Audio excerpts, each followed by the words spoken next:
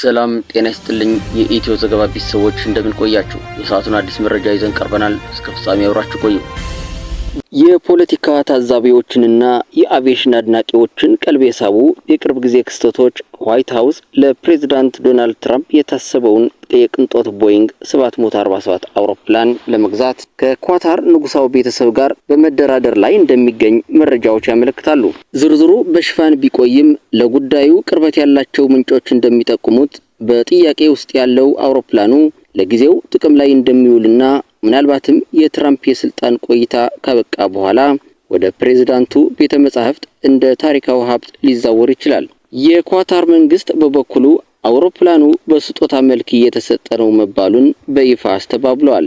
ምንም እንኳን በሁለቱ ሀገራት መካከል ውይይት እየተደረገ መሆኑን ቢያረጋግጥም ይህ እድገት ትራምፕ ወደ ኳታር ከሚያደርጉት ጉብኝት ጋርም በሚገርም ሁኔታ ይገጥማል።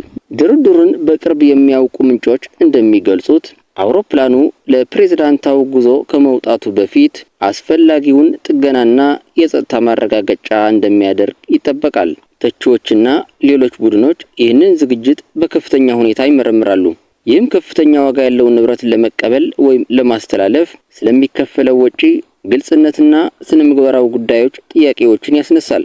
የውጭ መንግስት ለፕሬዝዳንቱ የቅንጦት አውሮፕላን ያቀርባል የሚለው ሐሳብ በተለይ የህዝብ ገንዘብና የግብር ከፋይ ፍላጎቶች በሚሳተፉበት ጊዜ ስሜታዊ ተጽዕኖዎችንና የዲፕሎማሲ ፕሮቶኮሎችን ይመለከታል። ፕሬዝዳንት ትራምፕ ራሳቸው በትዊተር ገጻቸው ላይ አውሮፕላኑ ከኳታር የተገኘ ስጦታ ነው፣ ያለምንም ወጪ ለአሜሪካ የቀረበ ነው በማለት ገልጸው ነበር። በአሁኑ ጊዜ ዩኤስ ለፕሬዝዳንታዊ ተግባራት ተብለው የተሰየሙትን ሁለት ቦይንግ 747 200 ቢዎችን ትሰራለች።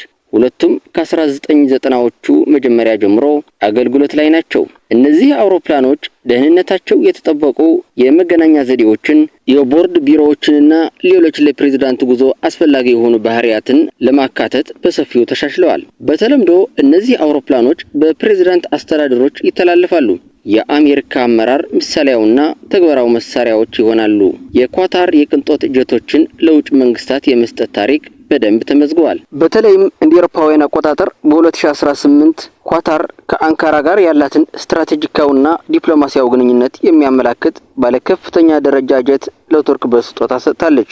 በተጨማሪም እንደ አውሮፓውያን አቆጣጠር በ2019 ኳታር የራሷን መርከቦች ለማዘመንና ከዩናይትድ ስቴትስ ጋር ያለውን የመከላከያ ግንኙነቷን ለማጠናከር በምታደርገው ሰፊ ጥረት ውስጥ አዳዲስ የቦይንግ ሞዴሎችን ጨምሮ በርካታ የአሜሪካ አውሮፕላኖችን ለመግዛት ማቀዷን አስታውቃለች። ዩኤስ በተጨማሪም አዲስ 747 ለመግዛት ከቦይንግ ጋር ድርድር ላይ ስታደርግ የቆየች ሲሆን ይህም የአሁንን የፕሬዝዳንት መርከቦችን የበለጠ ዘመናዊና አቅም ባላቸው አውሮፕላኖች ለመተካት ወይም ለማሟላት በማለም ነው። እነዚህ ውይይቶች የፕሬዝዳንቱ መጓጓዣ ደህንነቱ የተጠበቀ አስተማማኝና በቴክኖሎጂ የተዘመነ መሆኑን ለማረጋገጥ ቀጣይነት ያለው ጥረቶችን የሚያንጸባርቁ ናቸው። አውሮፕላኑ በፕሬዝዳንት መርከቦች ውስጥ ቋሚ መጠቀሚያ ይሆናል ወይም ጊዜያዊ ስጦታ ሆኖ እንደሚቀጥል፣ ታሪኩ ግን በከፍተኛ የመንግስት እርከኖች ያለውን ውስብስብ የዲፕሎማሲ የቴክኖሎጂና የፕሮቶኮል መስተጋብር ያሳያል። የተወደዳችሁ የኢትዮ ዘገባ ቤተሰቦች ለዛሬ ያሰባሰብናቸው መረጃዎች